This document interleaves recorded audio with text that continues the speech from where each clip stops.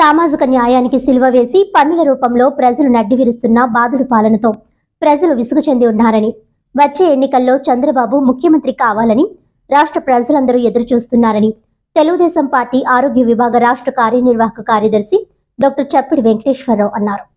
ఈ సందర్భంగా ఆయన మాట్లాడుతూ సంక్షేమం పేరుతో ప్రజలను మోసం చేస్తున్నారని, ఆయా ఫలాలు చాలా తక్కువ మందికి అందుతున్నాయని, తెలుగుదేశం జనసేన ప్రభుత్వం అధికారంలోకి వస్తే సంక్షేమం అభివృద్ధి రెండు సమపాలల్లో జరుగుతాయని ప్రజలంతా ఆలోచించి వచ్చే ఎన్నికల్లో చంద్రబాబు నాయుడిని ముఖ్యమంత్రిగా చేయాలని డాక్టర్ చప్పిడి విజ్ఞప్తి చేశారు. తెలుగుదేశం పార్టీ అధికారంలోకి వస్తే ప్రతి ఆడబిడ్డకు 18 సంవత్సరాల నుంచి 50 ఏళ్లలోపు ఉన్న ప్రతి ఆడబిడ్డకు నెలకి 1500 రూపాయలు, సంవత్సరానికి 3 గ్యాస్ సిలిండర్లు ఉచితంగా ఇవ్వనున్నట్లు తెలియజేశారు. ఈ కార్యక్రమంలో దేవు వెంకన్న, ప్రసాద్, వినాయక్, ఉపేంద్ర, నాగమణి, శ్యామల, కార్యకర్తలు తదితరులు పాల్గొన్నారు.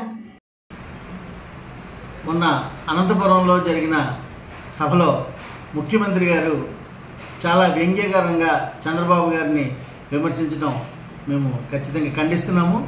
ఎందుకంటే ఆయన ఇప్పుడు ప్రత్యేకించి ర్యాంప్ వాక్ చేస్తూ చంద్రబాబుపై మిగిలిన మాటలు మాట్లాడటం అనేది సబబు కాదని ఈ సందర్భంగా తెలియజేస్తున్నాము. ఎందుకంటే విధ్వంసకర పాలన ఎవరిదో, సంక్షేమ పాలన ఎవరిదో ప్రజలంతా పూర్తిగా గమనిస్తూనే ఉన్నారు.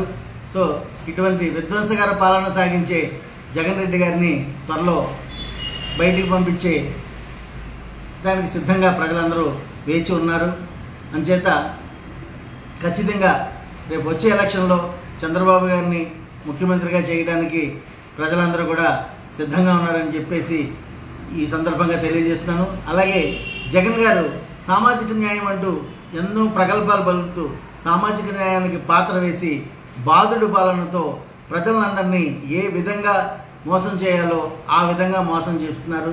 బటన్ నొక్కుతున్నారు 120 సార్లు అని చెప్పి మనం చెప్పడం జరిగింది. ఎన్నిసార్లు బటన్ నొక్కినా సంక్షేమము అభివృద్ధి అనే దాన్ని పక్కన పెట్టి ఈ డబ్బులోనే పదం అన్నే ఫోకస్ చేసి చూపించుకుంటున్నారు.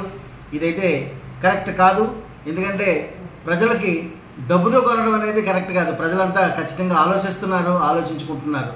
సో అంచేత త్వరలో వచ్చే ఎలక్షన్లో మళ్ళీ చంద్రబాబు నాయుడు గారిని ముఖ్యమంత్రి చేసి మన రాష్ట్రాన్ని సంక్షేమము అలాగే అభివృద్ధి బాటలో నడిపించాలని చెప్పేసి ప్రజలను మరీ కోరుతున్నాను. Thank you.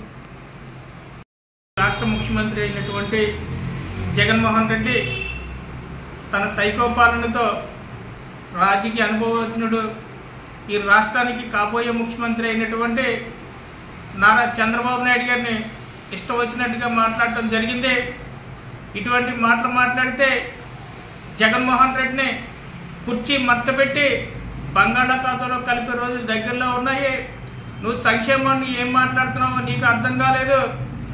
మరి 7 సార్లు కరెంటు బిల్లు పెంచినందుక, 3 సార్లు ఆర్టీసీ ఛార్జీలు పెంచినందుక, గ్యాస్ పెట్రోల్ ధరలు పెంచినందుక దేనికి సిద్ధం అని చెప్పేసి ఈ సందర్భంగా అడుగుతా ఉన్నాము.